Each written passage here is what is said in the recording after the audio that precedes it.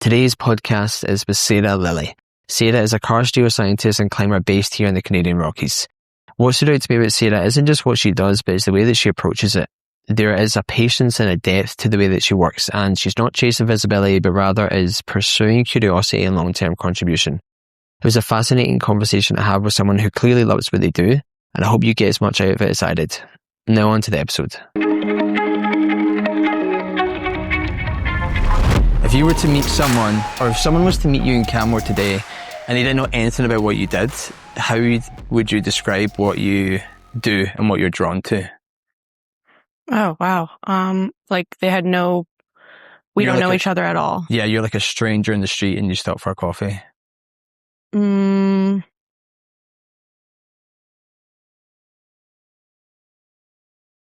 Yeah, I'd probably describe myself as like a Canmore local, and with a borderline unhealthy addiction to climbing. Seems the norm for you. Yeah. And also a geoscientist. Yeah. Yeah.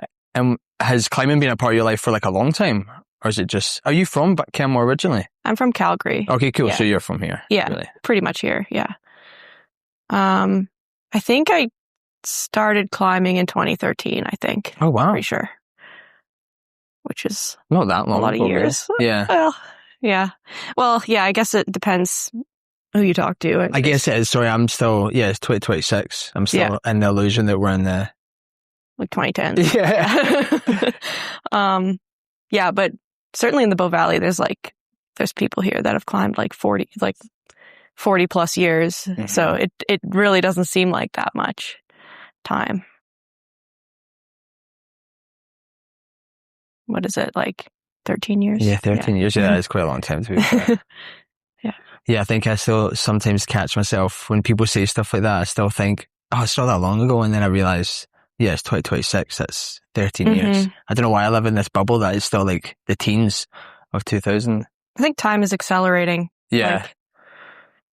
It used to be that 1 year, like you had so many new experiences. And now, like, I don't know how old you are, but I think you said in your 30s. 32, yeah. Yeah. And I'm 31. And life is starting to get more like planned out. And when you have things already planned out like 6 months in advance, somehow that makes time, like space-time warp, and everything just go way faster. Yeah, I heard this thing as well that, like, when you're a kid, your first summer feels like a lifetime because it's the only, like, because your life has been so short. So that 6 month holiday or whatever it was is actually like a really long time. But as you get to our age and you've had, 31 or 32 summers and they all just kind of flow by. Like, I remember 30 was the first age that I got to where, you listen to like your aunts, uncles, or just people that are older than you in general, and they say, oh, like, I still feel like I'm 30, or like time flies by. Yeah. 30 was the first age I got to where I was like, wow, like, that feels true. Yeah. I don't know why. It was just, because it's obviously just a number, but I was like, fucking hell, yeah. Like, my memories of school feel like a movie almost. It's just frightening. But I think I have a really good feeling about 30s. Nice. I think it's going to be the best. Yeah. So far. Yeah. Kind of feel like I've worked out a lot of kinks. I'm definitely in the kink stage. Still trying to unpack. Yeah, me too. But yeah, life is generally less of a struggle, I think. Yeah. And when you say climbing, do you mean rock climbing and ice climbing at 2013? No, I started with rock climbing. Okay, sweet. Yeah. Perpetually fighting against gravity is what I saw on. Oh, yeah. Yeah. Yeah, I want to climb a long time, as long as I can. It's done a lot of good for me. And then, so rock climbing in 2013, and then when did you start ice climbing? That's a great question. I'm going to guess like maybe 2017 or something. Cool. Just like dabbling though. Like, yeah, I think I really properly learned how to ice climb in 2019. And before that was kind of just like dipping my toes and seeing what it was about. Who got you into it in the first place? I went to Mount Royal University, and there was this club. It was the Outdoor Adventure Club, and it was just a bunch of us like beginners, just with a lot of excitement that coordinated. I think we did some guided courses. Yeah, I think we did like one guided course, and then just like started going on adventures on our own after that. I feel like that must be really normal growing up here, like in Calgary at least. You're so close to the mountains. I don't really know. I feel like I haven't been around long enough. I think it's very common to,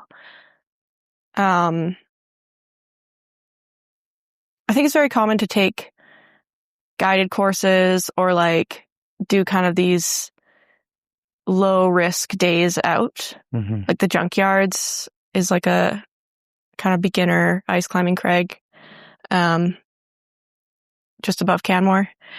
I think lots of people frequent like these kinds of places.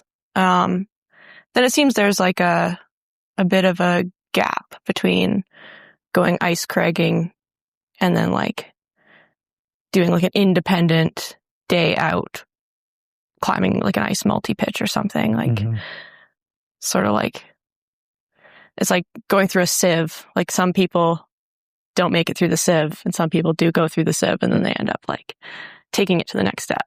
And is there like an easy transition to go from like the kind of Junkyards crag to perhaps what you were doing at the weekend? I know what you were doing at the weekend was maybe a bit more on the extreme scale.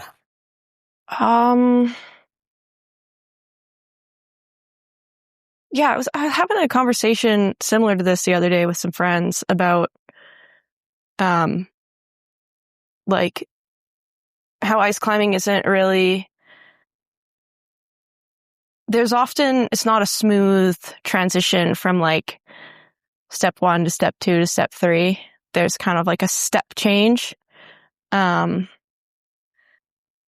think you could probably find some harder ice to climb in like a safe manner, like on a top rope around here, and just develop like the movement skills before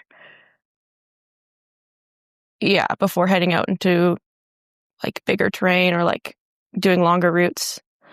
But yeah, I was having this conversation with some friends the other day about the step between WI5 to WI6. It's harsh a little bit. Like there isn't kind of, you can get pretty good, I think, at climbing WI5. And yeah, you kind of have to go for it a little bit with WI6. And I haven't climbed much WI6, by the way. I was going to say, is there, is there people in town, is there like enough of a community in town of people who can help you like to go from the 5 to the 6 though? Or is it? I think so, but when it comes down to it, like it is, it's like an individual endeavor. Once you've set off on the pitch, like it's just you and your tools. And like, you're not going to have someone like right next to you, like telling you, no, don't place that screw there, place it a little lower. Like you're on your own. So yeah, I think you can have mentors and you can have someone like follow behind you and give you feedback. But yeah. It must build a lot of confidence, like self-confidence, if you have to rely on yourself like so often. And there's not someone over your shoulder that's like, hey, put it here. Yeah. Yeah, I think so. I think you can go about it gently though. Like, I think you can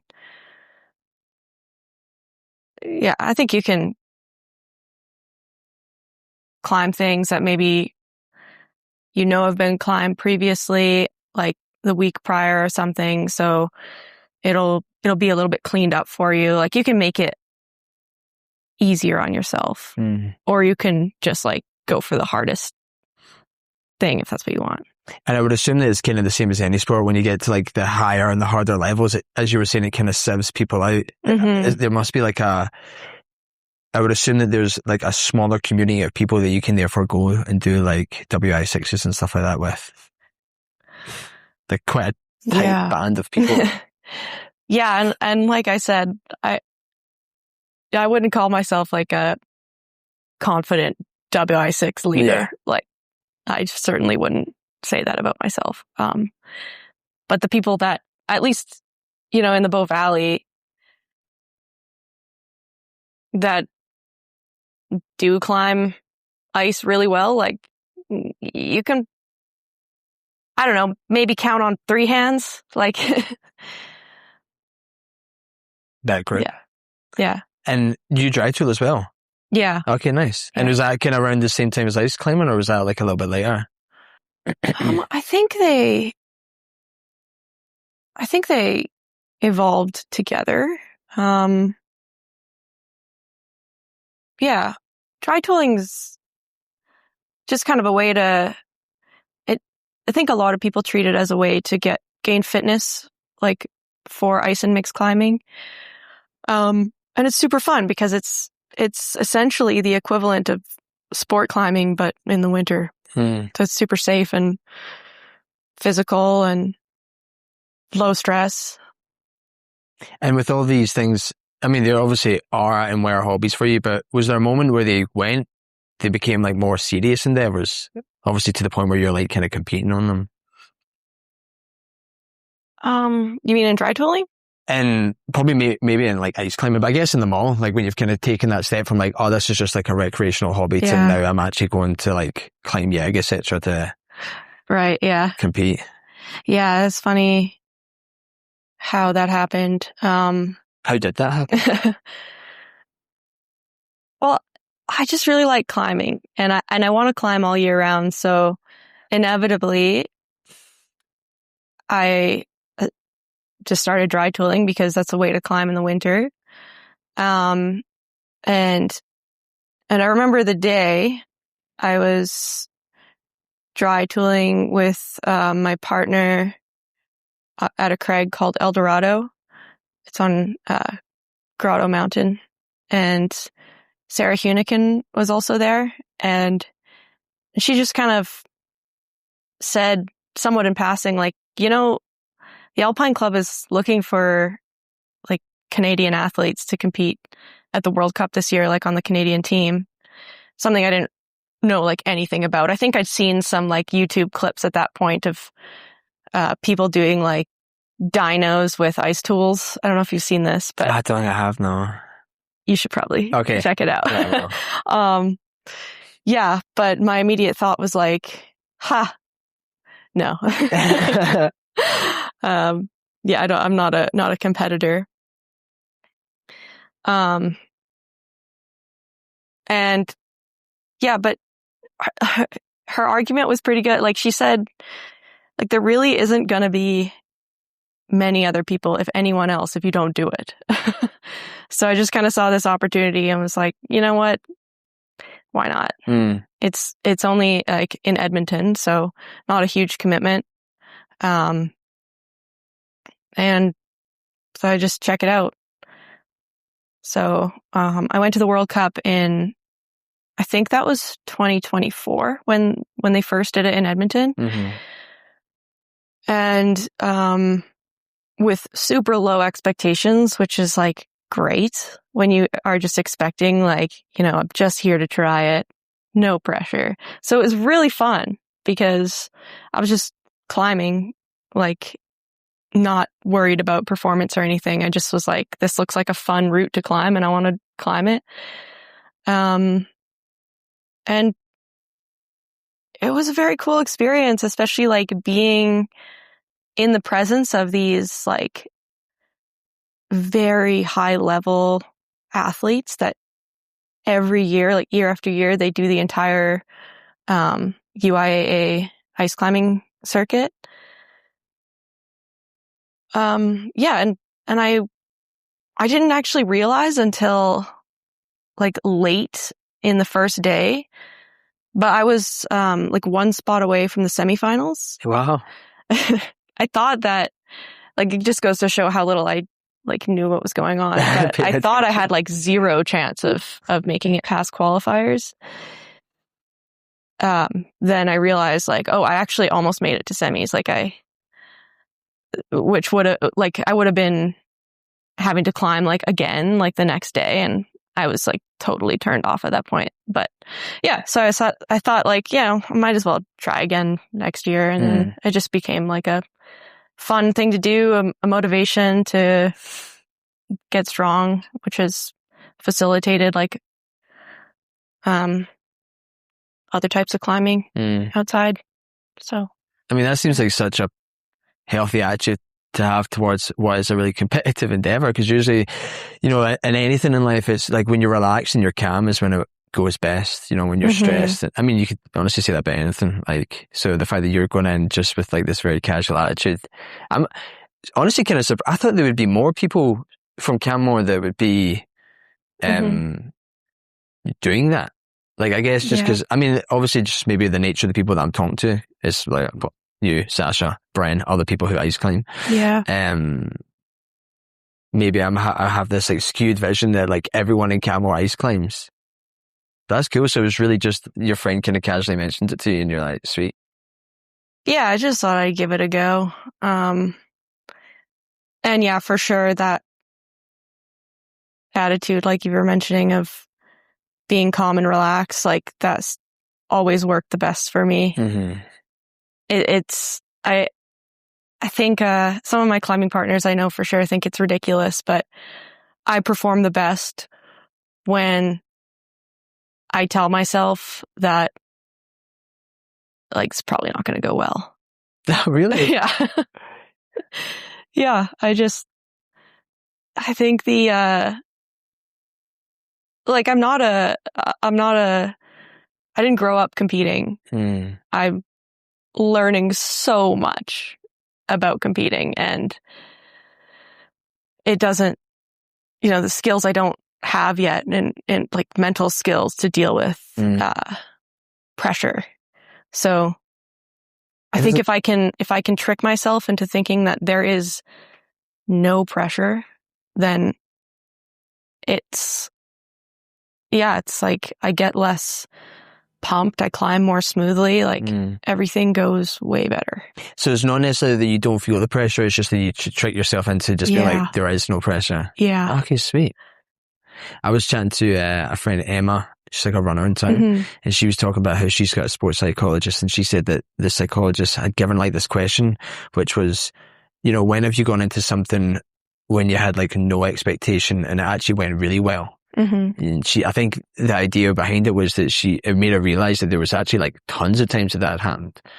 So just the fact that you go into something with like not feeling like super confident about it doesn't necessarily mean that it's going to go badly. Yeah. But yeah, so you're not like a competitive person. Good question. I think I care about my personal performance. I know I do. In terms of being competitive, like against another person, I don't think I have a very strong competitiveness that way. Like I grew up just doing more city sports. Like I grew up playing basketball, and yeah, I didn't really have that like grr that a lot of the girls did in terms of like competitiveness against the other team. But I think I just have I personally care about climbing well. Yeah, I'm not a competitive person whatsoever. Yeah, I remember like being a little kid, and obviously back in Scotland we play call football but soccer, and I would have like a friend who was like amazing. I was actually also kind of shit at it, which is probably why I wasn't competitive, but I remember like we were in a team and like he was like crying that we lost, and I was a little kid as well, but even as little kids I couldn't fathom why he was so bothered by it, but he was like devastated. And yeah, I've always thought that, like, I'm just not particularly like a competitive person at all. And then when the climbing, like when you look back in it now, do you think it was just, I mean, you've already said like numerous times you love climbing. Do you think it was just solely about climbing, or do you think there was any aspect where it was kind of like how climbing made you feel about yourself? Like, yeah, for sure. The latter. Yeah, I think climbing is one of few sports that has such a strong mental component. So I think the reward center of my brain goes off when I can tap into like an extreme physical challenge that's matched with also this mental challenge. Because it's not just like, I mean, I've never done this, but like I could imagine with like just pure strength sports like powerlifting, like you just gotta pull as hard as you can or whatever. But in climbing, you need to pull as hard as you can and also like turn your brain off. And even though you're afraid of falling off or whatever, you just gotta keep going up. And I think working through that, it makes me feel really good. Like the reward center in my brain just lights up. Yeah, it's almost like I guess because you're growing, you know, if you're doing something that you are scared to do, but you push to do it anyway, you have that sense of, if I just did that, what else can I do? Like I've done that, not in climbing, but in smaller things, like say running, like I've run like a marathon, which I remember running like a half marathon and thinking like a marathon was like unreal. And then, you know, I've ran ultras since then, and it's funny how you look at the thing and you're like, there's no way I could do that. But I'm like, I'll try it. And then you end up doing it. And then you're like, oh wow, I can't believe I just did that. Like, isn't that magical? Yeah, definitely. Yeah. It's definitely, because then I think it bleeds into, I think obviously you're talking about climbing, and I was talking about running there, but I think it bleeds into other things in life where you're like, in work, saying someone asks you to do something that you wouldn't otherwise. This is a really silly one, but I remember like I had to drive like a bus. Not like a massive like coach bus, but like a 24 passenger bus. I remember being like, this is mad. Like, but I know it's really simple, but I was like, well, I mean, I did that other thing that I thought was crazy. Like, surely just driving a bus isn't the end of the world. Yeah. It's kind of like a bit of a stupid example to give, but. No, I think that's a great example. I remember that with, defending my master's thesis. Like, the process is you present like all of your research in a presentation, and then afterwards you go in a room and you with your examiners, which are all like, for me they were like professors of 20 years, and they just grill you for like an hour. Wow. But I remember the weeks leading up to that, I spent in Valhalla Provincial Park with Sasha, actually, and Isabel. And we spent, I think it was over 2 weeks, just like climbing in this valley where there was essentially no other people. And just having like these kind of formative experiences and facing a lot of like uncertainties and fears, and coming out of that and then going into my master's thesis. Normally, I think I would have been like extremely nervous going into that. But it felt really easy, like, because I had just come from this like incredible trip in the mountains and proved to myself again and again, like, I can do things that are scary. And with that trip that you went on, you put up a new route. Is that right? Yeah. Yeah, we did. Yeah. How was that? It was incredible. That trip for us, we all sort of, like, we're surrounded in the Bow Valley by people who do so much incredible stuff. And there's people, that are just putting up new routes all the time. And something that I hadn't done before. And it was, for all three of us, it was just this weird, like, unknown territory. And we wanted to just go into the backcountry, into a spot where there would be like very few other people, and just see if we could like put up a new route ourselves. I think there was probably a lot of luck involved, but it just went so well.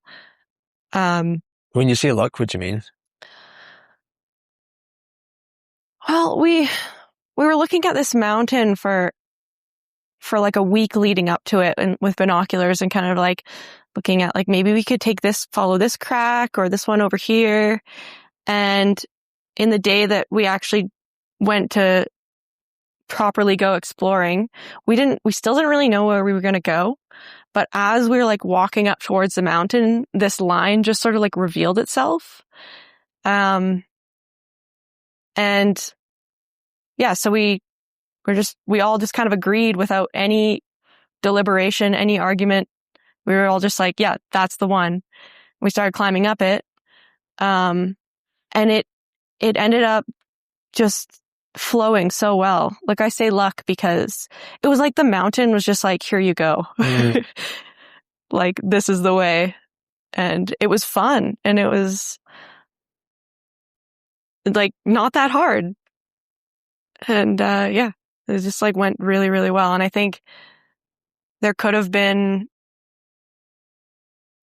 many reasons why it might have not gone as well.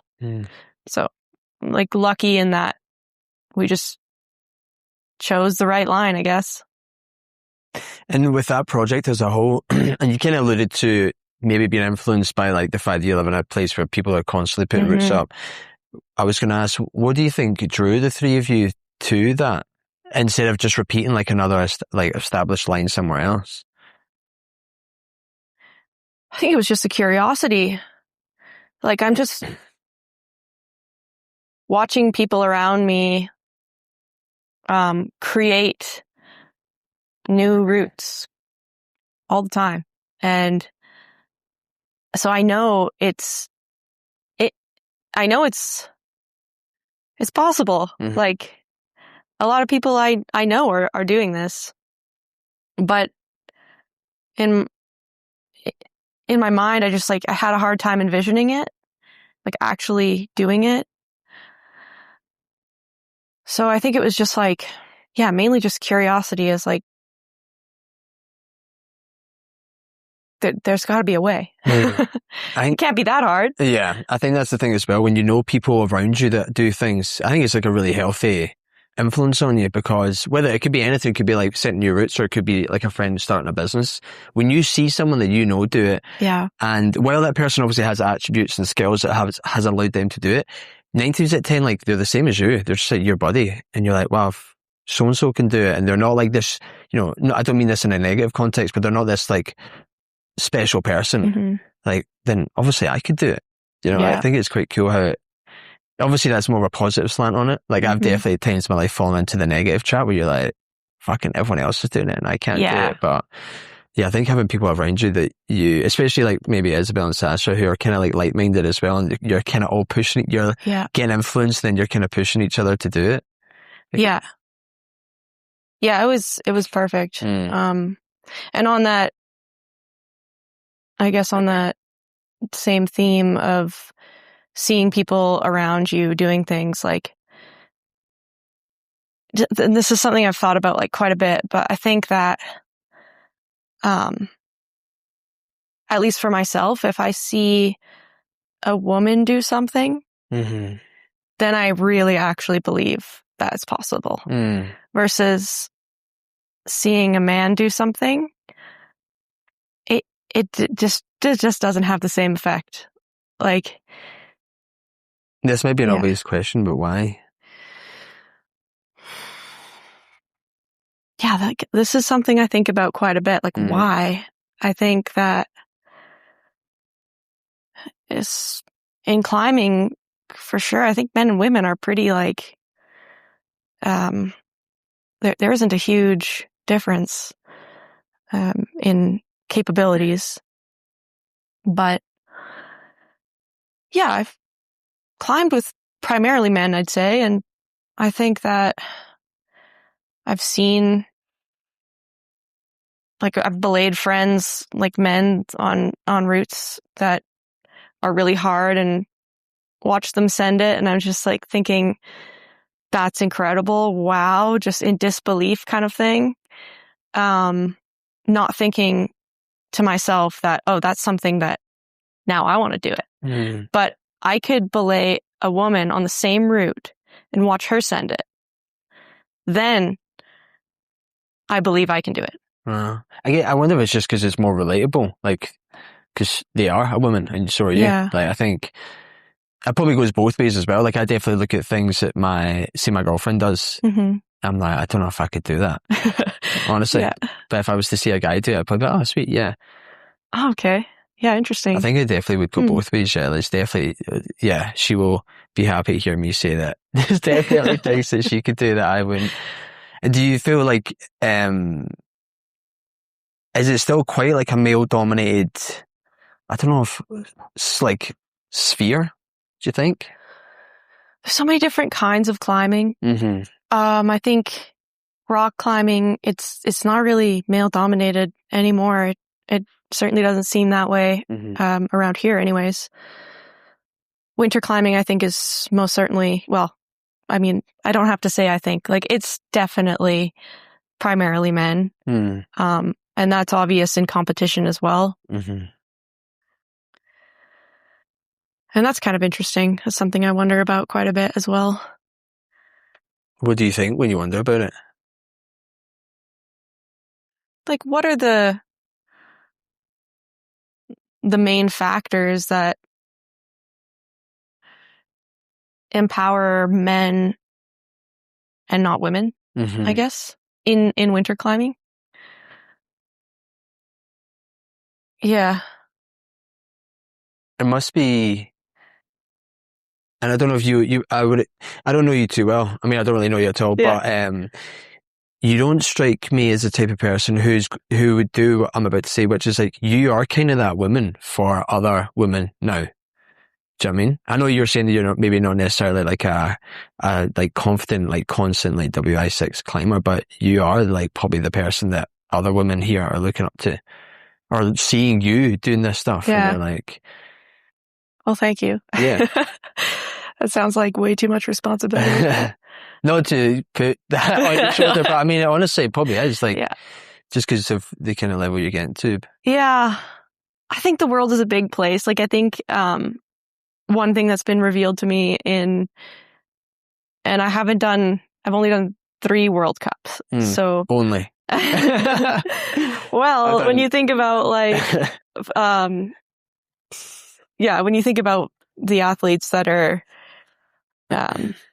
going year after year, like they'll do almost every event. Yeah. And then times that by however many years they're competing. That's like, order of magnitude more competition. So, I think it's worth noting. Yeah, sorry, I'm saying this as like an outside observer. So 3 World Cups to me is a lot, but yeah, I get what you're saying. But yeah, just seeing like, women and men from all around the world, it does become obvious the differences in just like the amount of climbers in other places in the world versus here. And the standard as well. I think in the Rockies, we have very, very strong ice climbers. But there is also the reality that to access a lot of the climbing here is difficult and condition dependent versus somewhere like France, like Chamonix. The access is, it doesn't really get much better than that. So I think, I guess to circle back, here in Western Canada, at least, there really is not many of us women doing these winter sports. So I think we do kind of have to like team up and work together and help each other, because we're a small breed, at least for now. Yeah. Yeah, I actually think about, I mean, not specifically with winter ice climbing, but just with like perhaps the differences sometimes in like male and female dominated activities in general, because I say it because, so I got two older sisters, they both got, one has a daughter and one has a son, but they're like months apart, and they're like both just over 2, I think, or about to be 2. And I'm in a family group chat, because obviously I live abroad, so I'm constantly getting videos and stuff sent into it. And the videos of my nephew are literally like running through puddles, like jumping in mud, picking up sticks, chasing stuff outside. And the videos of my niece are all like, she's got for Christmas, she got the little like pretend kitchen thing. Yeah. You know? Yeah. And I do, because there's a whole conversation of nature versus nurture. Yeah. And it is kind of wild for me to view it and be like, it's so obvious, not so obvious, sorry, but it's just, they're so contrasting. And ultimately it's because, and I don't think this is wrong, by the way, so I'm not saying this to like comment on how my sisters are raising their kids. Yeah. Would never do that. But it's more just that it's obviously what they're deciding to like get them for like Christmas or whatever. You know, it kind of naturally like builds them in a certain pathway. So I guess what I'm kind of alluding to there is like, therefore, like my nephew who's outside like fucking climbing trees, like picking up sticks, running through mud, like it would make sense that later in life he would skew towards a kind of more outdoor sport. Yeah, like totally. Climbing and stuff like that. And I know it's not as simple a line as that, but it's kind of mad to see it in their little lives. Yeah. Like how much you're kind of shaped by that. Yeah, I think that is significant. The other day, I went climbing with a mentor who commented on how, on just like my swing, and was giving me a little bit of feedback to make it like slightly more efficient. And he said, you know, usually those who are naturally good at swinging an ice tool into ice have either played racket sports or they've like hammered lots of nails before. Okay. And he's like, I'm willing to bet you haven't hammered a lot of nails. It's like, yeah, no. No, I did not learn how to use tools as a kid, like for sure. I was playing with the kitchen set, and the ponies and the dolls, and yeah. So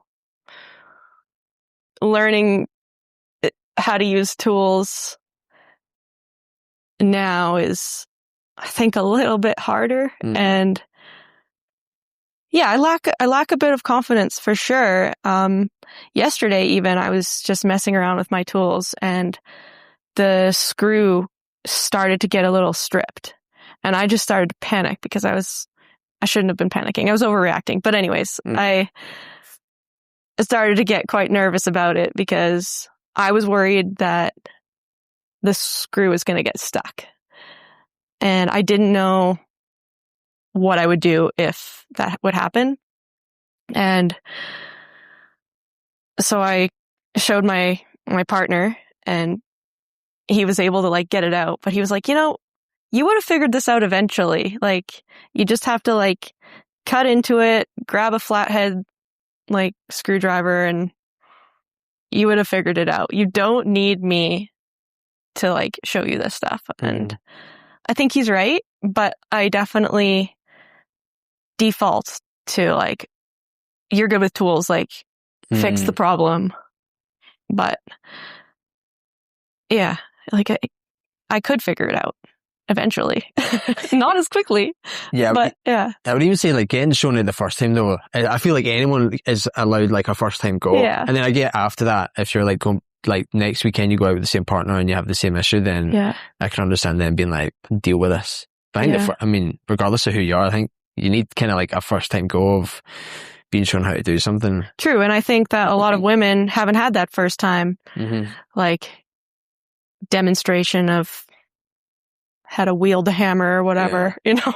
Yeah, even like compared to like even my dad and me, like my dad's like, he could like strip, like if one of these lights went that like you plug into a wall, he could like cut the end of it, like strip all the wires, like put a new head on it, like plug it back in. That's impressive. That's not even his job. That's just, just from that generation. Just resourceful. Like, yeah, no. So like me, I could like change a light bulb, you know what I mean? But I don't think I could like strip the wiring and redo it. So yeah, I think, you definitely need someone who's able to kind of show you. And you were talking about like not having a lot of confidence, you know, going back to the route that you, and Isabel and Sasha did. When you're kind of standing there not knowing, I mean, I know you said it worked out and there wasn't really any dramas, but before you did that, you were kind of standing there not knowing if it was going to go or not. Like, what is your internal conversation like to yourself? Yeah, I think I can't speak for the other two because Isabel and Sasha, two very good friends of mine and extremely capable women and quite confident women, I'd say. But for myself, I was nervous. I didn't know what we were going to encounter. I didn't know if we would maybe start up something and then have to like reverse it all and figure out like how are we going to get down. So some uncertainties, but I don't know. It didn't feel too bad because we had like this trust in each other, and I knew that we would figure it out no matter what. But there was some nervousness about like how hard is this going to be. There was one pitch like which ended up being just really fun, not overly hard or anything, but it was sort of like through this like overhanging crack, and we truly didn't know if it was going to be like 5'10" or 5'12". So that was pretty exciting. It ended up being 5'10".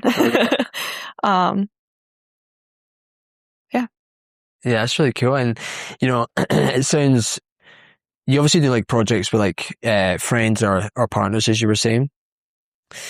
And perhaps, I know you do obviously like solo climbing yourself, but when you're looking, what do you look for in partners when you're doing these kind of projects? Or what would you want in a partner when you're doing these kind of projects? Yeah, partnerships are everything. It's very dependent on the objective, I think. I think one of the most important things to look for in a partner is having evenly matched risk thresholds, or at least close to evenly matched. That, I think, has been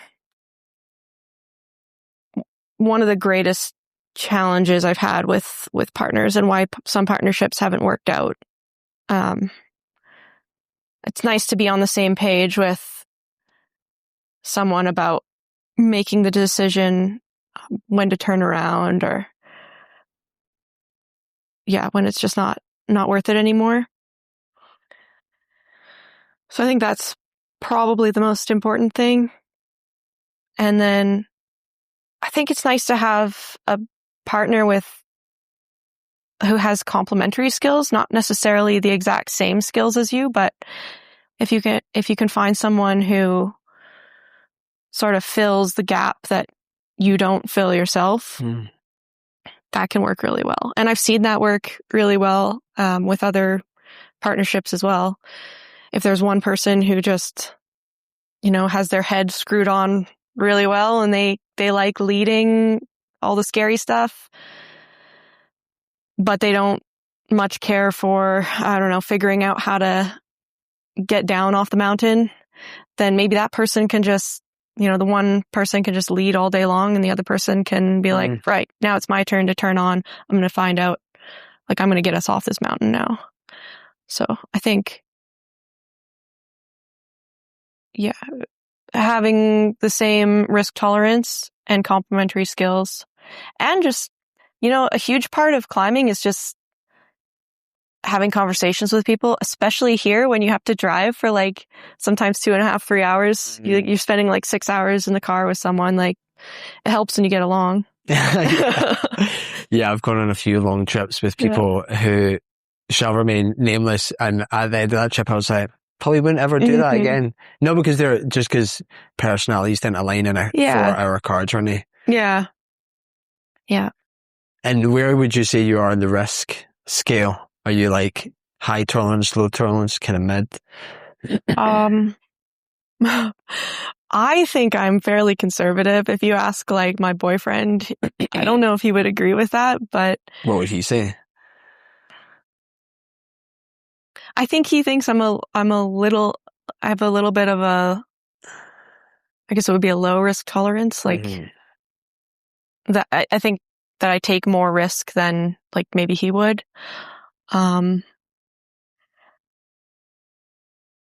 I think I'm pretty conservative. Certainly, like I've gone on some trips where I am the one who wants to turn around. The only one.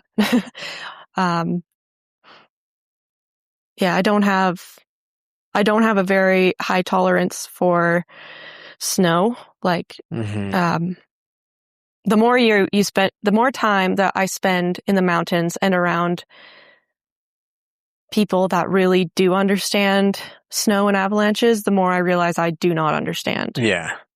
The more I realize, like, I have a very basic understanding. So my risk tolerance when it comes to snow is pretty low. Yeah, I like to push myself, but I don't think that's equivalent to risk taking. Yeah, I think that's a really healthy attitude that you that you realize that you don't know a lot. I mean, specifically about snow, sorry. Yeah. Because I think that's ultimately how people get themselves into trouble, is that they think that they know more, or they just don't know more and they haven't bothered to educate themselves. Yeah. Like, I'm definitely the same, like, coming from the UK, and my life within the UK, so I no doubt that there are people in the UK that would have more education on snow and ice and all that stuff than I do. But, like, coming from the UK, like, I honestly thought avalanches were this, like, movie-esque, like, happens on Mount Everest scenario. Before I moved here. Yeah. And then I was, I was a snowboard instructor in Norway, and there was like a loud bang one day. I was like, what the fuck's that? And someone was like, oh yeah, they're just doing like avy cleaning. And I was like, avalanche? What are you talking? Like, so now, having lived here for a while now, like I think also weirdly, while I was doing it with guides, I backcountry skied more in the first couple of years than I do now. I think because at the beginning, I'm quite a risk averse person. So at the beginning, when I was just tagging along with guides, so like on proper programs, not just like myself, I was less aware of the risks. And it's almost like the longer I've lived here, the more I've educated myself. I'm like, don't actually fancy going out. Like, as much as I was doing. But yeah, it's interesting what you were saying about finding someone with complementary skills to yours. Because I actually naively would be like, oh, you want someone who's kind of like the same level. I guess you could have someone at the same level, but as you were saying, just have different preferences. Like, or like things that you can bring to the team. This is like really simple with me and my friend who did a ton of hiking back in Scotland. Like, I used to love driving. So he would be like, yeah, if you want to drive, I'll happily sit and sleep in the car the whole way. You know what I mean? It was kind of, but I liked having someone who would just come with me.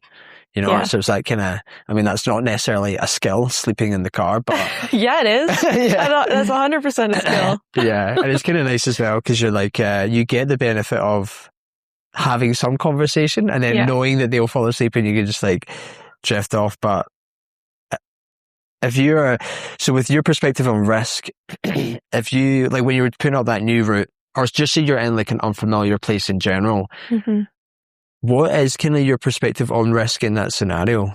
Like, do you like try and just educate yourself as much as you can before you go, or how do you kind of? I think exposing yourself to. I think, exposing yourself to risk as a slow trickle is a prudent way to approach it, because Okay, here's an example. When I was quite young, I don't know, maybe like early 20s, I ventured up onto a route on Yamnuska. It's called the Belfry, and it's given 5/8.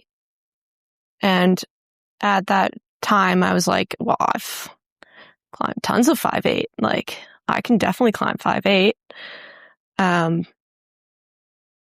But this is like a Yamnuska 5/8, which is a completely different beast. And I also didn't really know how to trad climb, and just had like kind of this, I don't know, confidence. I don't know where it came from. But yeah, a friend and I just started venturing up it. Also, this was March, so it was still snowy. Okay. So it was just like all around. But you're rock climbing or ice idea. climbing? Rock climbing. Rock climbing, yeah. sorry, yeah. Yeah. But it was just all around a terrible idea. For so many reasons. But yeah, inevitably, like, it quickly turned into kind of this like serious epic day, and we got very off route, which is ridiculous because you're just supposed to stay in this like giant corner, and for some reason we just got like pulled out of the corner. Yeah, long story short, darkness came upon us. We realized we were in a situation, tried to like get down, but essentially just started rappelling into like the abyss. Oh my God. And yeah, we ended up spending the night like on a ledge and getting rescued the next morning. Really? Yeah. And learned probably like 30 lessons in one day. Yeah. So that's an example of what not to do. Don't do this. Yeah. But I'm grateful for the experience. I think I wish I had known better and hadn't have had to call upon like rescue services for their resources, because it could have been avoided. But I am grateful that they were able to help us, and I'm grateful for the experience because I gained so much from it. But I think that it's a much better approach to expose yourself to these risks little by little over a long period of time. I think like the time component and volume component is a little bit overlooked, especially in today's world where if you're on social media, you're like, and if the algorithm knows that you are interested in climbing, it's going to just feed you like constant bombardment of climbing content, which makes me feel like I can just go do this stuff. And I think it's lost. It was certainly lost on me that you really have to respect the mountains and put in the time. Like there is no, it's like those like, get a 6-pack in 30 days. Yeah, 10-minute apps. That doesn't exist. Yeah. It's years, of time, like to learn what are the risks, to be exposed to like, oh, okay, if I grab a rock that looks kind of crumbly on the sides, like it's probably going to pull out. And I'm still learning these lessons all the time. I took a horrible fall on Lawrence Grassy earlier this winter, because I'm still learning how to climb on like scratchy limestone with tools. And I realize that if I want to get better at that, I need to do a lot more of it. And yeah, so I think I might have strayed a little bit from your question. No, you didn't, yeah. But I think it's good to learn what is going to kill you. No, I don't think you're straight, because you're saying that like little risks, I guess a slow trickle of risks over time, like a long period of time, like then they go from being like a little risk learner to like a habitual. Because I guess if, say you go out this weekend and you had that experience you had where you learn like 30 risks in the one go, if you go out the next weekend, like the chances of you remembering all 30 of those things is probably like not realistic. Yeah. You might remember a couple of them, and whereas if you take those 30 risks but you do like one a year, I mean that's quite a long time, but say over even like a decade of like constantly doing it, then the risks become like habitual notes to yourself that when you're climbing, you're like, oh yeah, that's there. Yeah. So it's definitely like, makes total sense. Yeah, for sure. And I think like, you obviously don't want to be out and constantly afraid, because you're just not going to enjoy yourself. But I think having like an alertness always is also, I say this being someone who hasn't climbed for that long, but I think if your goal is longevity, like you do want to be on when you know you're in a situation where there is risk, like keeping your focus, like a healthy level of paranoia. But not like a debilitating level of paranoia. It's probably a good way to deal with risk, because once you turn your brain off, I think that's when things can go wrong. There's I've done like MMA training throughout the years. I just dabbled in it, not like here and there. But they say about sparring is kind of the same idea. Like sparring should be fun and playful. And, similar to you, like you have that baseline level of paranoia because someone's trying to hit you. Now, granted, the whole point is they're not trying to hit you hard. It's supposed to be playful and fun. And you learn within those environments and they will catch you. But if you're like in this kind of enjoying mentality, if that's the right way of putting it, you're going to remember it for the next time, as opposed to if you go to a sparring session and like people are actually trying to knock you out, you're like scared, you're fearful, and you're not going to remember. If they do catch you with something, you're not going to remember it because you're so panicked the whole time, so that when the next time comes to do it again, the difference between doing it playfully and doing it like in a terrified headspace, when you come to the next time, one way you're going to remember it and the next way you're just going to be back to square one and be like, oh, I can't even remember what happened last time. I was so terrified. Yeah, I think that's a very cool thing about some sports. It's like it's such a fine line between like your nervous system is way too jacked up versus like you're too calm. Like you need to be like kind of somewhere in between. Like invested in it enough, but not too much. Yeah. And you've obviously done, so you've obviously like ice climbed specifically like quite a high level. What do you think you get out of like competition climbing versus recreational climbing?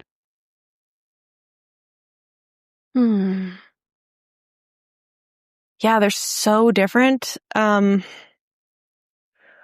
Also, I think I have like clinical imposter syndrome. So okay, I'm just gonna say that, but I don't think I've done really that many competitions. Right, like I'm still like kind of, I'd say in my introductory phase. But they're intense. If you care about how you do, the competitions are, they can be intense. I think that I watch I usually track my heart rate when I do activities, and leading up to, I think it was the semifinals in Denver last year, I was like at like 140 for so many hours just leading up to like the climb that I did. Oh, so you're not climbing, you're just like just kind of trying to chill out. That's and high. Down regulate. Can I ask what's your like normal heart rate, like if you're just like resting? Yeah. I don't know, but it's like pretty low. Be like at least like 60 or below, probably. Yeah. So your heart rate. It's pretty low. I remember nurses at the hospital being a little alarmed. But yeah, it was very high. So it's probably like double what your resting heart rate. Oh yeah. No, that's right. Yeah. Okay. So ironically, even though like your safety is not at risk at all, competitions are like, I don't know, like 10 times more stressful than climbing outside. And do you enjoy that at all? A little bit. Yeah. I think I have. Yeah, I think I lean into it. It's very uncomfortable though. Yeah. Yeah, I just think that's interesting because climbing outside can be more like it's such a more wild experience, especially if you're somewhere remote.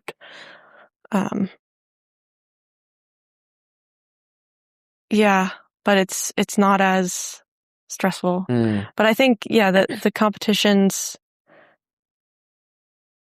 I don't know if enjoying is enjoyment is the right word. It's valuable. Like every time I've gone to a competition, afterwards I'm like, wow, that was really something. Like I'm going to remember that. Like what an experience. Yeah, I think there's something different to be said as well. And again, I'll just use a running example because that's mainly what I did. But just say you take any race, even say it was like a 5K, like you could run a 5K. You could run like 5Ks every weekend, right? But it's funny how if you were to then sign up for a 5K race, even though it's like something you might have done 100 times, like the fact that it's a race and it's organized and there's other people and there's like a structure to it, like it takes on a bit of like nervous energy. Yeah. For no other reason than, I don't know, I don't even know why. I don't know. It's like back to our like Greco-Roman roots or whatever, like, you know, Olympians fighting in the like Olympic rings. Like there's something about competing against one another is very, I think is very human because we clearly care about it so much. Like the Olympics are happening right now and, you know, the whole world is tuned in to watch. Yeah, as I've got older, I've realised that if I say the words, I don't care, it's because I do care. Like anytime I've been in a situation, I'm like, I don't even care.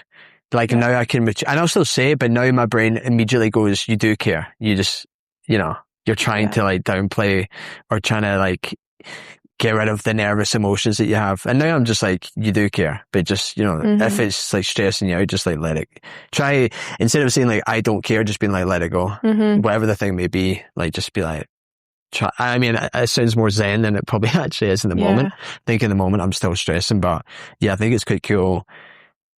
How it does that. And I do enjoy it. Again, I wouldn't even know if I would say enjoy, like, for argument's sake. Yeah, I don't know. I think there's just probably that element of like, it just makes it a little bit more, if you end up doing the thing, like it kind of gives you a little bit more gratification, I feel, than if you didn't care. Yeah. Because when you do care, you've kind of like, oh wow, I just did that. And I was going to ask, and it kind of sounds like, I could guess the answer to this already, but I'll ask it. With regards to the fact that, now you've obviously said you haven't done a ton, but from the outside looking in, you've obviously done like, you've had like podium finishes and stuff like that. Has that changed the way that you view yourself at all? Or was it not really, has it? No, I don't think so. No.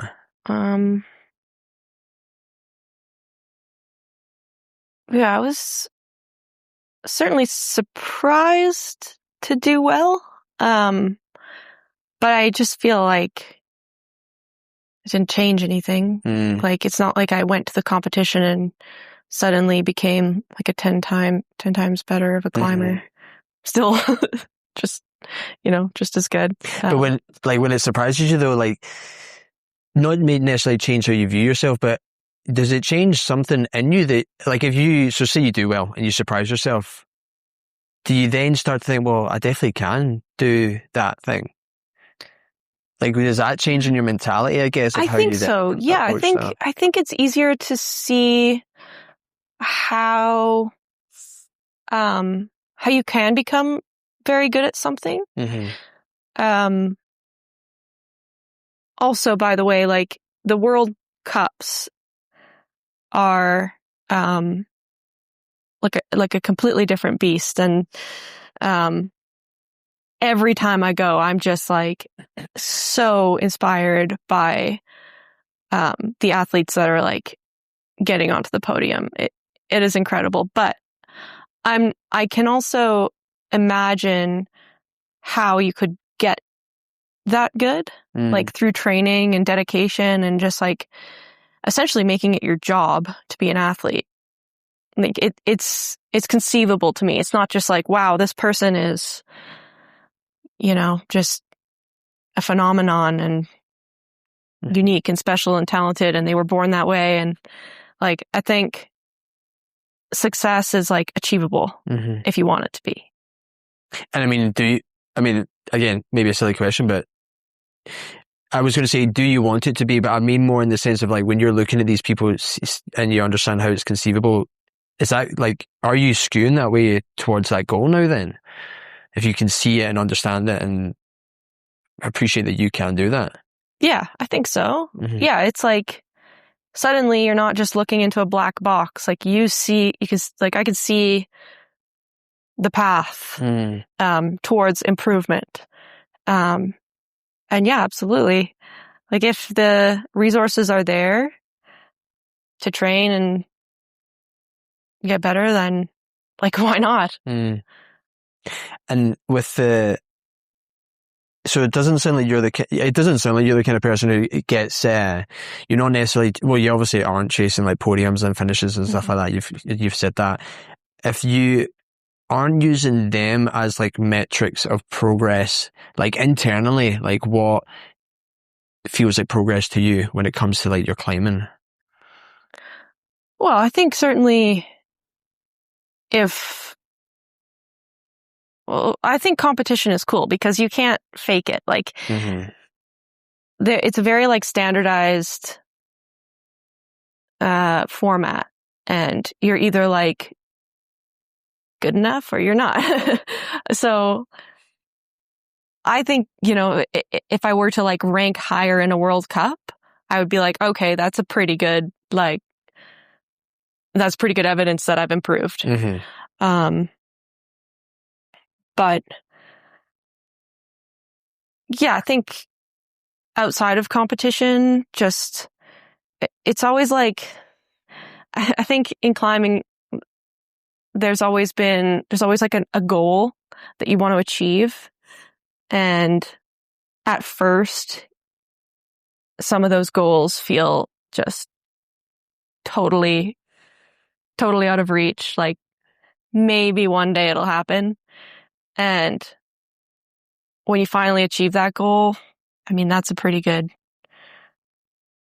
like marker that you've, gone to the next level. Yeah, because I think with the reason I was thinking that is because I think if you're using, by you, I just mean like people in general, like competitions and standings purely as your marker progress. Like, like there's days where you're tired, you're lethargic, your stomach hurts, you're this, you're that. So like the weekend before you might have crushed the thing, say the competition, and then the weekend after, for whatever reason, it's just not your day. But if you have solely set your sights on, so what I'm getting at there is like, this year you get 10th place and next year you get 20th. And it's not actually because you've, taken a step back. It's just because on that day just wasn't the day. Yeah, so I think having like internal, or like personal kind of markers, it also helps you to have probably a bit more of a like, what's the word I'm looking for? Safer? Yeah. Like marker? Yeah. Something that's real, like true to your progress. For sure. I think you can't like place all your value in, one climb you did in one competition, because like so many things could happen. Recently I was told by someone who's a very strong climber, and who has been competing for over a decade. He told me that competitions like don't indicate how good of a climber someone is. Like full stop. Mm-hmm. And he didn't really elaborate on that, but I thought that was very interesting coming from someone who has been at it for like a decade.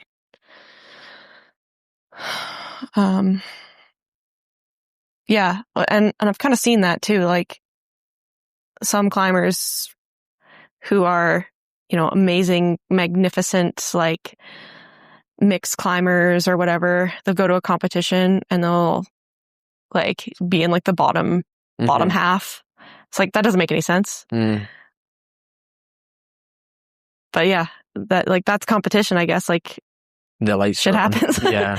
Yeah. Yeah. It's just, I guess it's the element of, cause it is kind of like two different things. It's like you're recreationally climbing and then you've got the competition. And what I mean by that is like, even if it's just like you and a couple of your mates, like there's no pressure there necessarily for most people, I would guess.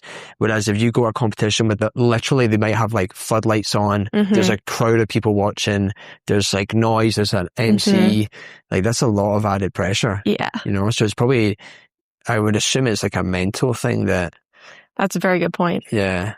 Yeah. And that kind of goes back to what I was saying about having a heart rate of like 140 for 4 hours. Mine. I mean, 71.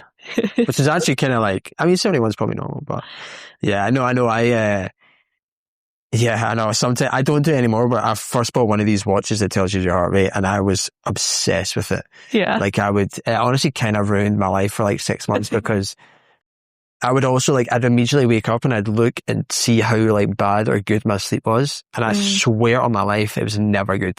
Like which was kind of like a stupid mental thing to do because what would happen is I'd wake up being like, oh, feels sweet. Look at my watch. It's been like, you had a rubbish night's sleep. And then I would immediately be like, oh yeah, I guess that was, but yeah, no, I'm kind of like on it with the heart rate, but yeah, you're not the first person that I've heard, like, I don't think I've heard anyone say that they enjoy tracking their sleep. No, I totally turn it off. Yeah.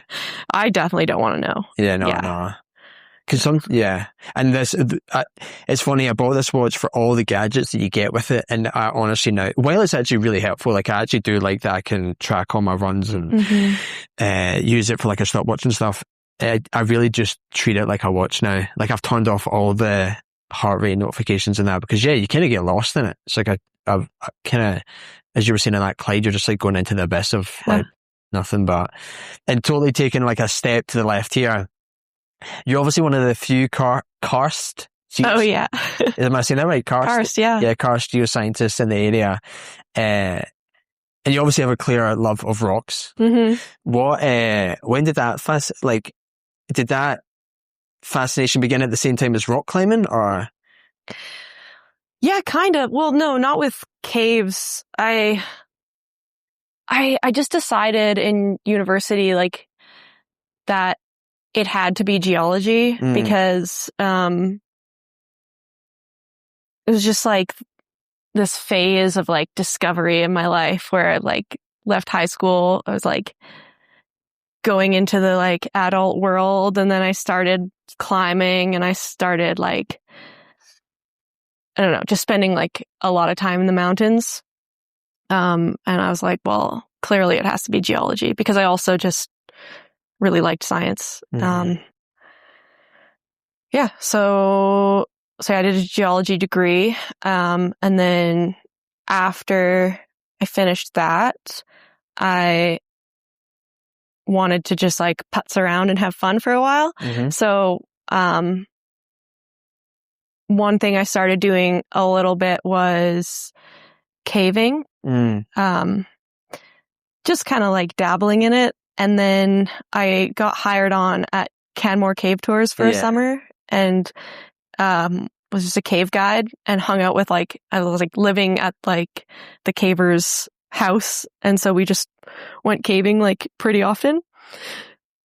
So that obviously, because I already had an appreciation for earth science, was just like blowing my mind. Like caves were just, I think everyone should, if they have an opportunity, it's like just go like deep, proper into the cave. And like really experience it. It's incredible. And then I just decided after a little while that I wanted to go back to school, and I knew I knew that I wanted to study geoscience, something mountain related. So I found a professor at the University of Calgary, and he had this whole alpine hydrogeology program. Mm-hmm. Hydrogeology meaning like essentially groundwater related things. And I thought that was pretty cool. And initially I wanted to do a study at Lake O'Hara because he is studying that watershed. And he just mentioned, like I kind of have this side project. It's like just this spring in Kananaskis. It's a karst spring. And karst is it's a landform formed by the dissolution of soluble rock. So it's sort of an umbrella term, like for terrain that has been dissolved. Mm-hmm. So that could mean caves, sinkholes, even just like when you're climbing, you see little like pockets in the limestone. That's a form of karst. But yeah, he mentioned this spring in Kananaskis, a karst spring that he was interested in investigating. And I thought like, oh, that doesn't sound as glamorous as Lake O'Hara, but like maybe I'll go check it out. And so I went to go look at it and like see what it was about. And yeah, it's just this hole with like lots of water coming out of it. Oh, it's coming out? Yeah. Oh, sorry. Yeah. I naively thought it'd be going in. That would be a sink. Okay, or like a sinkhole. Yeah. This was the resurgence of water. Okay. So the spring. Yeah. Yeah, I was like, it still isn't as glamorous as Lake O'Hara, but like, there might be something here. And I think, that was definitely like one of the best decisions I've ever made. I think my graduate studies were just, I got so lucky. It ended up being so cool because it was like this beautiful intersection between academics and having resources to actually like, collect the water samples and analyze them and install instruments and collect meaningful data, and caving, because I had met all these cavers in the previous years, who were also super interested in what I was doing. And, it worked out great because there was maybe 2 dives into the spring during my research. And by dives, do you mean like cave dives, not scuba dive? Okay, right. Like scuba. Oh, he's scuba diving? Yeah. Oh, really? Cave diving, yeah. Oh my God, that's... Yeah.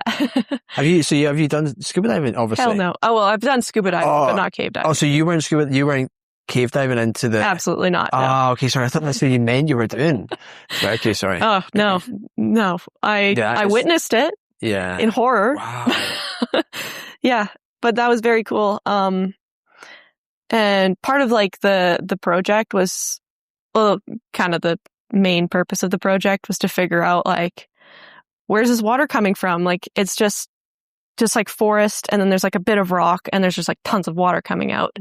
And up till that point, nobody knew like where it's coming from. It was just like water shooting out of a rock. So I was like doing my master's research, like literally running around the Spray Mountains trying to figure out what was going on. And I covered this was like it's called the Wattridge Karst Spring, and it's on Mount Shark. From Mount Shark to Mount Sir Douglas. So it's like this mountain chain. I covered like almost the entire thing on foot, over like a couple of years, just like looking for, like examining and taking observations and trying to figure out like what is going on here. Like the water must be coming from somewhere. Did you find it? I did. Oh, did you? Wow. Yeah.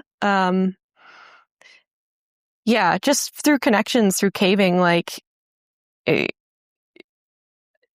knew that there was like some karst in Bristol Pass. Mm-hmm. And so I went to go check it out.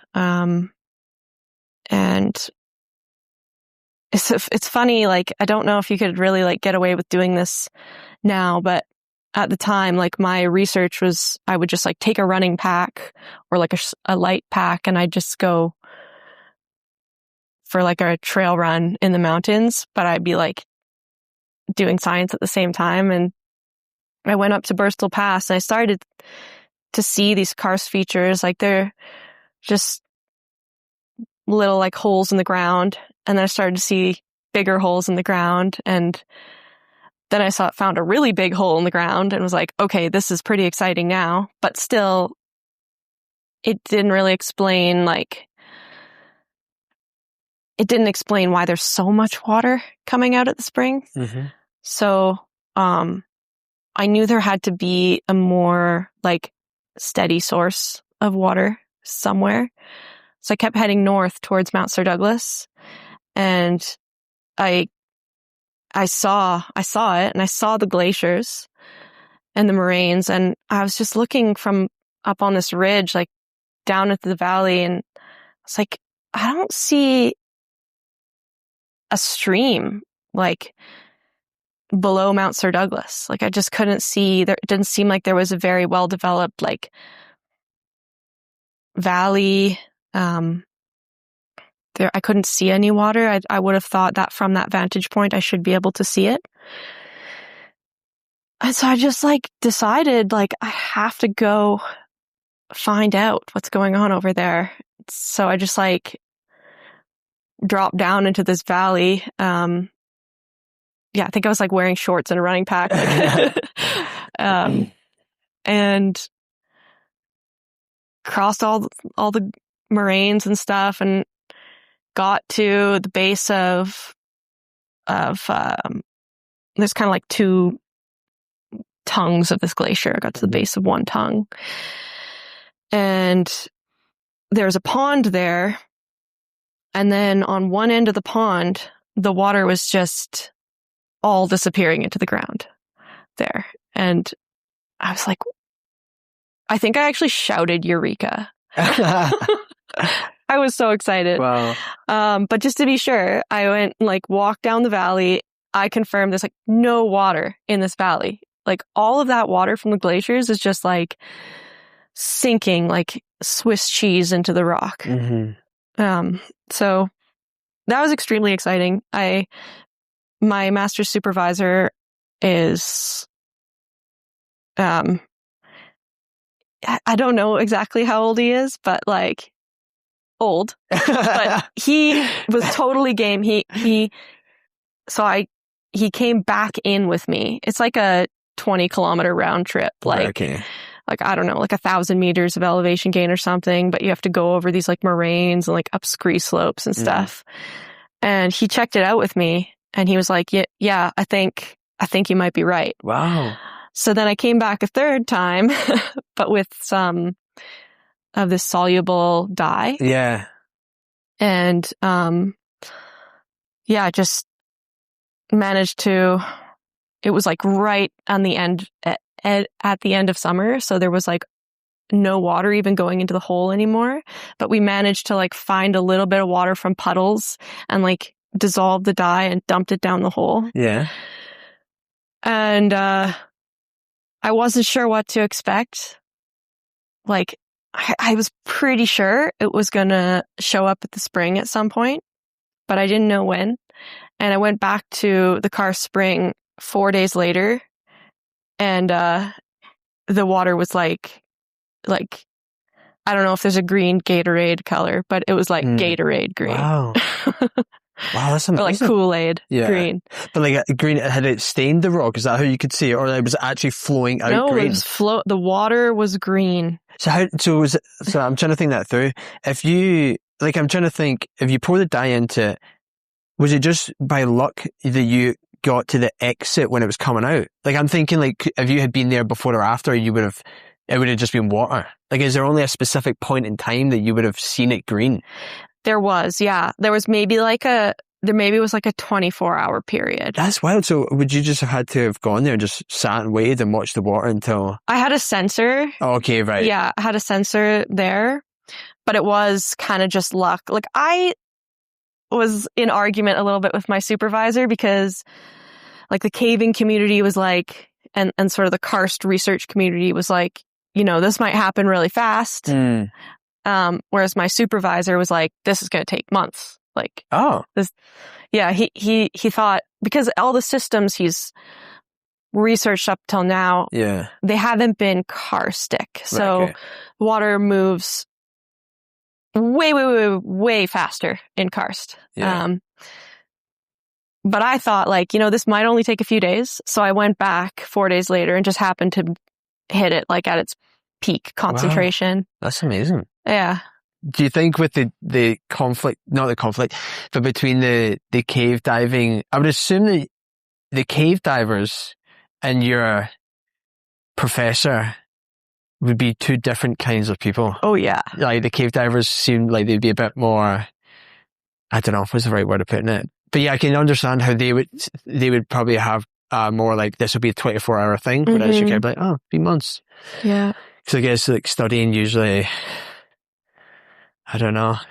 But the cave diving, I did see that, and I saw that your LinkedIn profile says, I play underground on that cave diving on your, on the camera, like when it says, when it says your history, it says, I play underground. That's like all it says. I actually like completely forgot that I wrote that. Yeah. It was funny that was something you noticed. And I've actually wanted to go cave diving for ages, but I honestly, like, terrifies me. Cave diving or caving? Caving. I would say caving, yeah. Cave diving, obviously, certainly, but caving, yeah. Like, I know there's that, like, rat's nest one here. And I really want to do it, but I'm the kind of person where, like, even though I'm so risk averse, like, I'll still do the thing, but I'll just be terrified while I'm doing it. Like, sometimes I'm like, I don't actually know if this is sort of hard to enjoy. Yeah. But when I saw that, I was like, that's honestly really cool.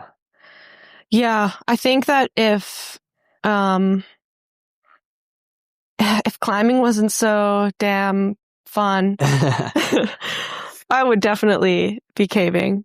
Yeah. It's incredible. Like, it's something really simultaneously magical and eerie about being somewhere that humans just don't belong. Yeah, and I think I've probably watched too many of the, like, extreme YouTube videos of, like, people getting stuck in said holes. I think which I know is, like, it's the same as anything. You could say the same with flying. Like, the flying's arguably one of the safest things you could do, but you get hung up in the horrifying accidents, and I think that's been my mistake with the cave diving. Yeah. I've watched too many YouTube videos I literally watched one the other day. It's like a weird itch I probably need to scratch, but I think it's interesting, like, the world we live in with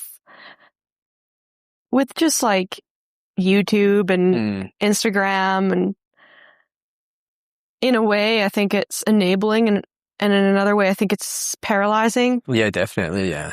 Like you were mentioning earlier about how you used to do more backcountry skiing when you first moved here versus now. Because you start to learn, like, we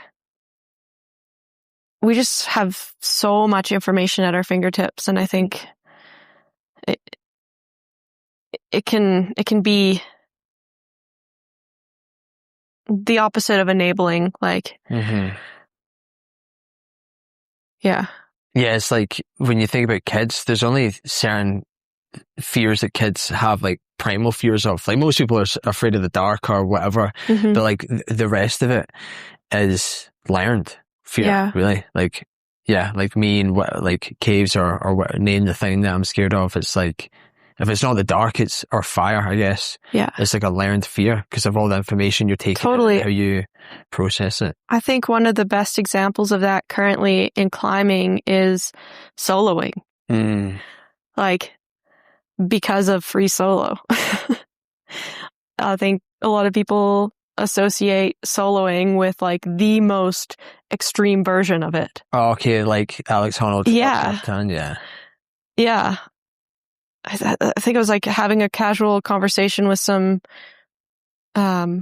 work friends the other day, and soloing may have come up at one point, but like not, it just like very organically in the conversation, and the person just stopped me and was like, wait, what? Do you solo? I'm like, I don't know how to answer that question. Like, if you're imagining, Alex Honnold on El Cap, like, no.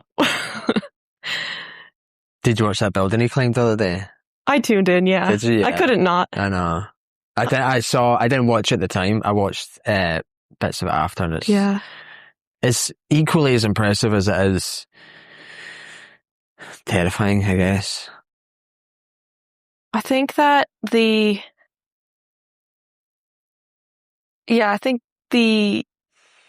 movie Free Solo, even though you already like know the outcome, you know he's going to be fine. I found that way, way more stressful than watching him climb the building live. There's this is totally different than climbing, but there's a movie that they made a movie about. It's like it's a documentary in Scotland, but it's like British. And then like Woody Harrelson last year made a movie about it. But what it is it's, you know, the North Sea, like, you know how they have these massive oil rigs? Yes. And you have welders. So there's a guy, I didn't even know this. There's people whose job it is to be a welder at the bottom of the oil rig, like at the bottom of the North Sea, right? It's like super treacherous. And this documentary is about a guy whose job that is. I saw this one. Oh, yeah. Last Breath. Yeah. Yeah. So sorry, the reason I was bringing it up is because the way that they filmed that was amazing, because you didn't know, like the whole way that they're filming it, they're like, yeah, he was like this, and yeah, he used to do this, and it was all like past tense speak. Yeah. And then, yeah, the whole thing, you're like gripped because you really didn't know. Yeah. I mean, I guess I could have Googled it, but when I just randomly put it on, I was like, oh my God, like, I guess this guy. Did you watch the documentary first, or did you watch? I watched the documentary first, yeah. Same, yeah. Have you seen the movie? I have seen the movie. Is the movie good? I thought the documentary was more captivating because, as you say, like, you think he doesn't make it. Sorry for the spoiler alert. Yeah. But I think also as well, the documentary, because it was real, like the footage is real, like it's the actual people, it's like the footage from like the seabed. Like I guess when I watch a movie, even if it's a dramatized version of facts, you're like, it's still Woody Harrelson or name whatever other famous person was in it. But yeah, I think the way that they filmed that was amazing. Yeah. But, and it was also, you know, like all the stuff that you've kind of chatted about, like you clearly have like a passion for it all. It makes sense because we're talking about it. Imagine I brought something up that you weren't passionate about, you would be, but, you know, do you ever feel like do you feel like your scientific brain and your climbing brain, do they ever like talk to one another, or do you feel like they're completely separate parts of your mind? I think they talk to one another. Yeah. I don't know that there's that many overlaps, but I certainly notice fossils all the time. Yeah. Like, while climbing. And like subtle changes in like the character of the rock. I think most climbers do. Like you're really up close and personal with rock a lot of the time, but I think engineers actually, especially when it comes to like route development, I think people who are engineers or have the engineering brain are really well suited to that, because you are, and even in just climbing in general, because you are dealing with like evaluating forces a lot of the time. So I think, I'm not sure how much science intersects with climbing, but I think mathematics certainly does, and physics. Mm-hmm. Yeah, it's helpful as a climber to understand how strong the components of your system are, mm-hmm. and what forces they can withstand, and by which mechanisms they could fail.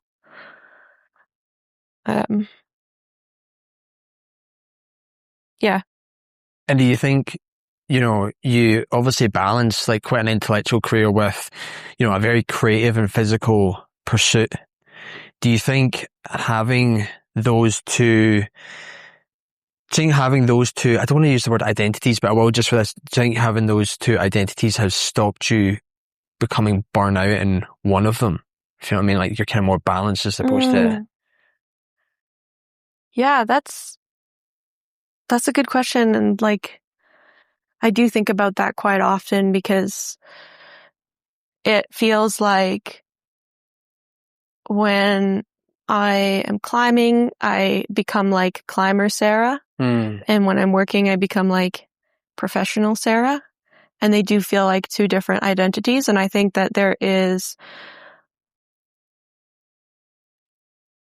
it's challenging to switch from one to the other. And sometimes I do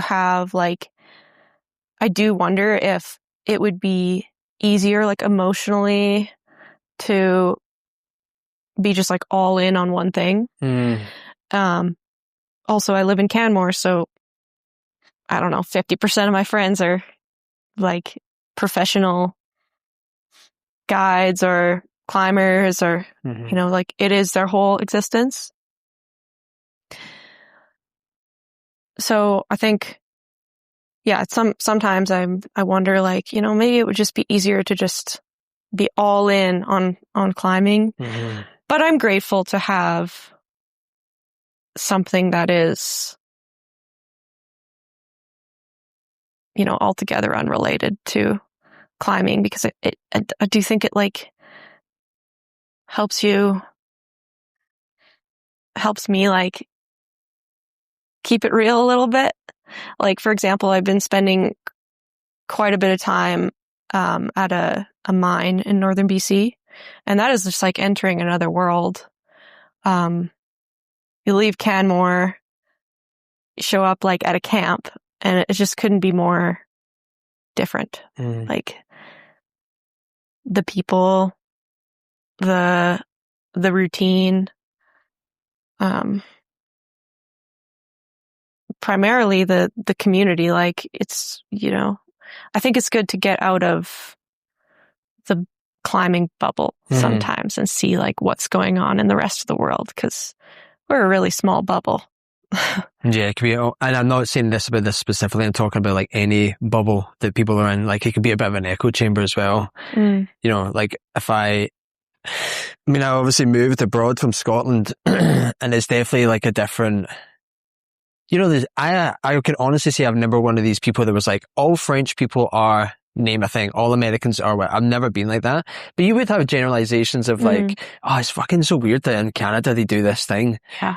And then you move and you live there and you experience a different culture, and you're like, oh, it actually makes sense that it's like that here. But I wouldn't have had that had I stayed back in. Yeah. And it's kind of, what I'm kind of saying there is similar to the climbing to the work, I would assume, is if you kind of live in a bit of a bubble with regards to the climbing. Yeah. You don't really get the experience and the perspective of like, oh, it's actually like that, because when you go over there and see it, it makes sense that they would think or do. And do you think, it's kind of funny, like I saw Sasha like maybe a couple months ago, and anyway, you were talking about, like you've got different Saras, like climbing Sara and I think you said professional Sara, or maybe or work Sara. When I saw Sasha, she was like professional, like admin Sasha.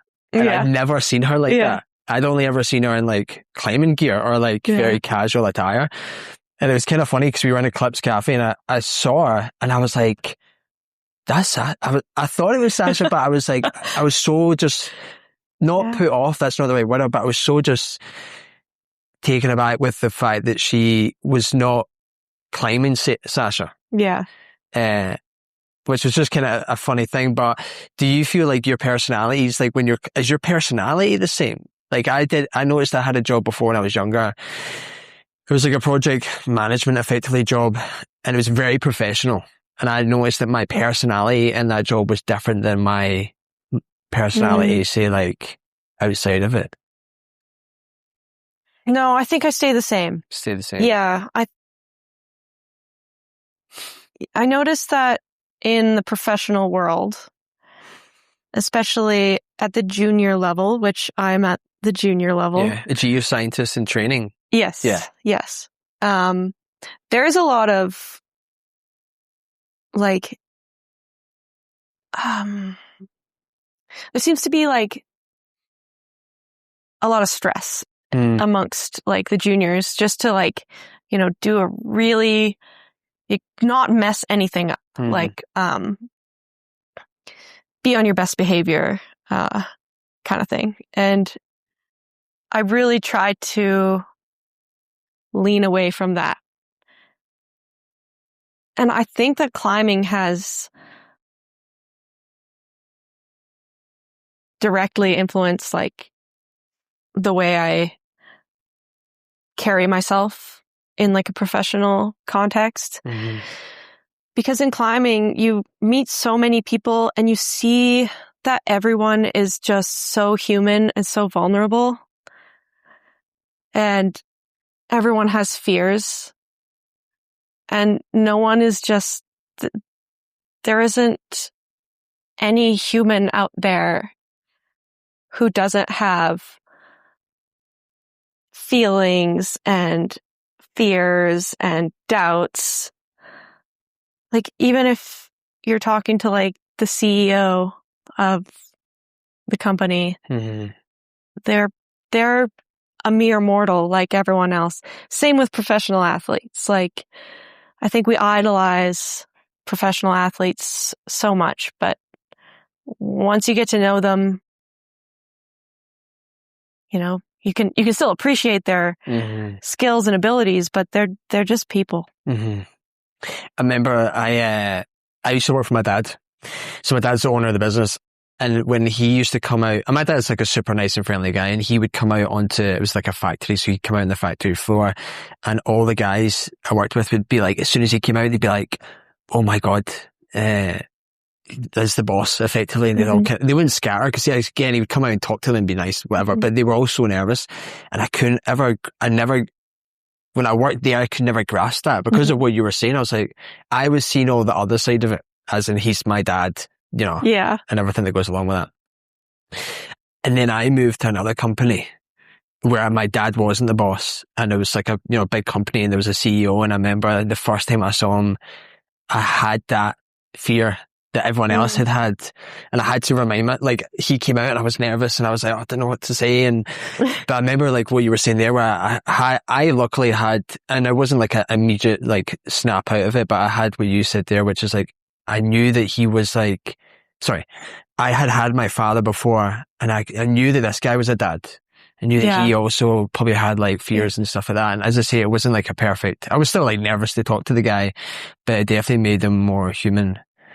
And then I think, so final question.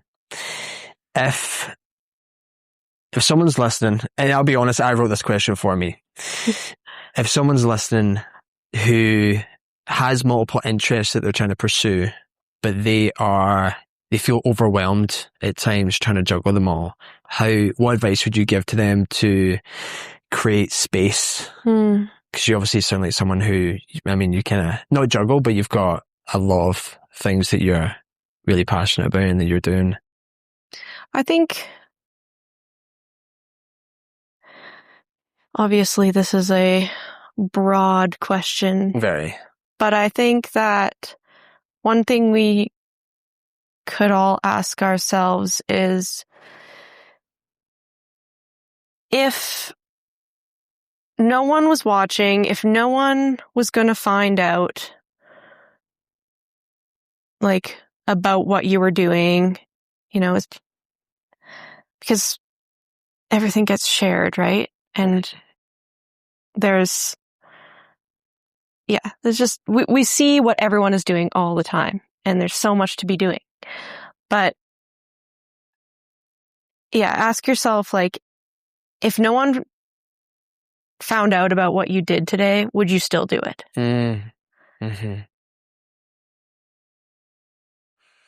Because I think first and foremost, like, you just have to do what makes you feel really good, and make sure that, like, you're not being motivated by anything else. Mm-hmm. I think if you have intrinsic motivation, just follow that. And if you don't, do something else. Like, yeah. I mean, you asked if somebody has, like, multiple interests. Well, that sounds like a great problem to have. True. Yeah, depends on the person, but just make sure what you're doing, like, you really, truly want to do it. Mm-hmm. Yeah, I heard a similar thing that said, if you had all the money in the world, what would you do? And whatever the answer to that question is what you should do. Which is kind of, you know, I mean, there's the reality of living, but it is also kind of true. Yeah, if you're, like, pursuing something with with a real passion for it, when the hard times come, you're just going to be like, why am I even doing this anyway? I don't actually enjoy it. I'm just doing it for the money or the likes or the this or the that. Yeah. I think it's confusing because there's, and again, I'm speaking from within the bubble. Yeah. But there's just, you know, people all around me that are doing crazy rad shit. And there's like so many different things you could be doing.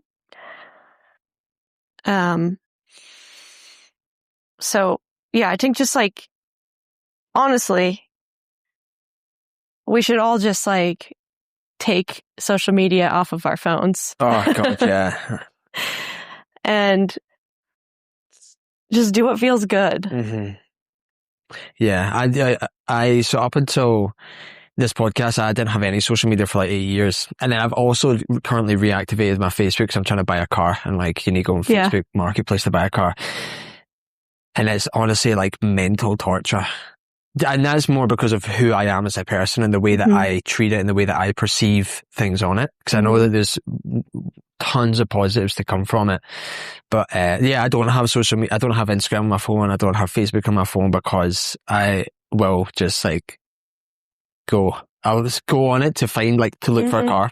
And then the next thing you know, I'm looking at, like, the thief of comparison, you know, just like looking at it. But look, I appreciate you sitting with me for so long. I mean, that's a couple hours now. Yeah. And honestly, I think it's really cool, like, to speak with someone like you who has just such a diverse portfolio of interests and loving them all. I think that's really cool. I actually think it's really cool that you haven't necessarily got one, you know. I think people who have, like, a broad scope of activities, like, I think it's really cool. Very diverse person. But anyway, I appreciate you sitting with me for so long. Yeah, it's been a pleasure.